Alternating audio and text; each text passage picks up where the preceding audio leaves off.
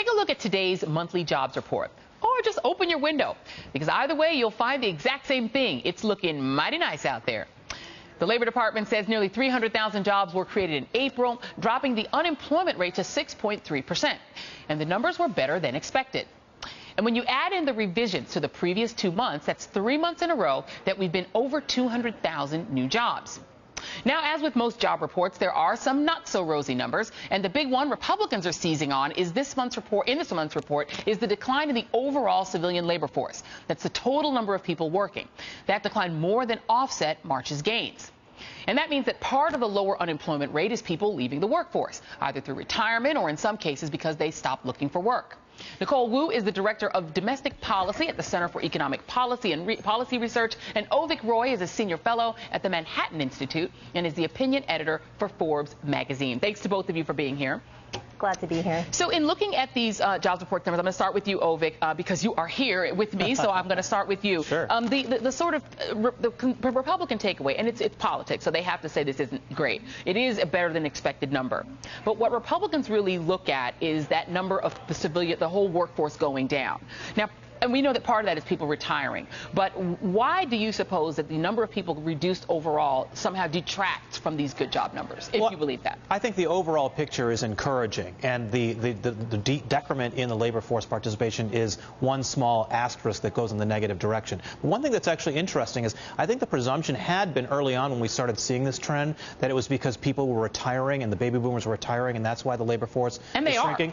But if you look at the age breakdown of the people who are dropping out, it's actually older people are actually postponing retirement. They're increasing their participation in the labor force. It's actually young people, 18 to 24, 24 to 35. That's where the drop off in the labor force participation is highest, which is a concern. And it's also something where the labor force participation is really a bigger problem for people who don't have a college education. College degree or part college, those people are doing well. People without a college degree who are high school or below, those are the ones who are struggling the most. That's an interesting point, Nicole, that really what we're seeing then is sort of perhaps what's coming back, because you did have a lot of people who were, 40s and up lose jobs in the Great Recession that started in 07, 08, and that maybe that number is stabilizing more than the people who are just recent college graduates. What kind of remedies should we be doing to try to combat that and to get more people in on this job growth?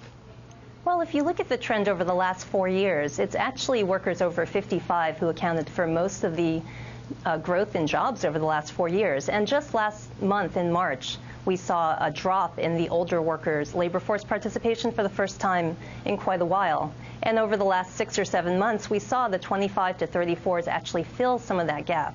So it really depends on, when you're looking at the numbers. I do think that the ACA, healthcare, has helped some older workers who might have been staying in jobs, who had bad health, and they were just hanging on because they needed healthcare. They're now free to go on the exchanges, and that does open up space for these younger workers. So I think we can see this as a positive, actually.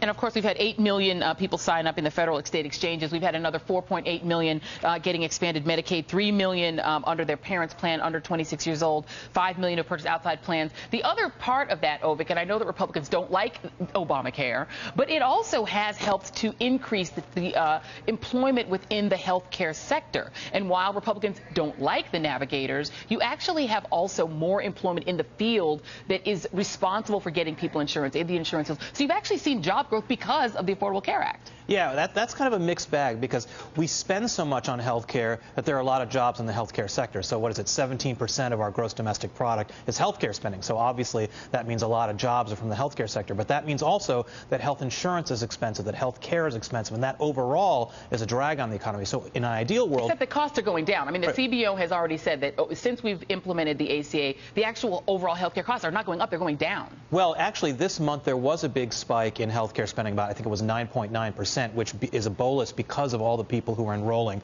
under the Affordable Care. On the exchanges, exactly. So right now we are seeing still a relatively high amount of spending as a percentage of GDP. But if we get that down, which hopefully the ACA will solve, but whatever the solution is, getting that down will mean less employment through health care, but actually it'll be better for the country and the economy. I mean, Nicole, the other thing is that you do also have sort of the perception still of the economy among ordinary people of feeling not good, right? We get these great numbers month after month. month after month. But we just did a poll. The NBC Wall Street Journal went into the field and asked people about their personal financial situation. And people who said they're falling behind was a majority, 56%. Just enough to maintain was 56%. Falling behind, 22%. Getting ahead, only 21%. And then we asked, do you agree with the statement that America is no longer a country where everyone could get ahead?